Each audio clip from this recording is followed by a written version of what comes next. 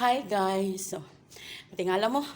Apertingin ako singuta. Morning pa lang. Oras. Alas 6 ko nagsugod guys. Alas 6 ba to? Alas 6 kaya nanili pa ko sa sulod. Yung alas 6. Adili alas 6. Mga alas 7. Kaya alas 6 medyam ako ni abot. Mga alas 7 guys. Mga alas 6:40 anak. Sugod ko og hinlo sa gawas guys. Ano? Pag-abot na ako ganina sa office guys. Ang badyaw guys. Wapan ako magtulog nas gawas. Pagpanghipos nila guys. Partang baho ang backlog ang gawas guys. O kasabot unsay baho. Mura siya bahong kigwa. Murag na kasi mo tong kigwa ba. Pero mura siya baho basta lain gid siya baho guys. As in lain gid siya baho ang gawas. So naka-decide na lang ko na ako na lang pug apilon ang glass og kuan hinlo. Kay mura man gyapon magbanwas man ko sa kuan sa dara sa salog. So giapil lang pud nako og banwas ang unsay ngalan ani sa amin. So yung ani kakapoy guys, murag nasa mga 7 ka balde akong gigawas. 7 nga to sa 8 ka balde akong gigawas guys kay grabe.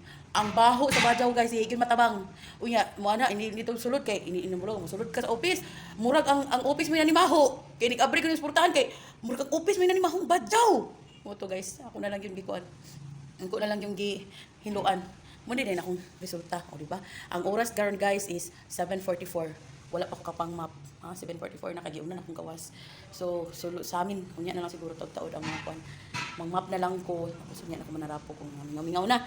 So mo to guys. Thank you for watching. Bye.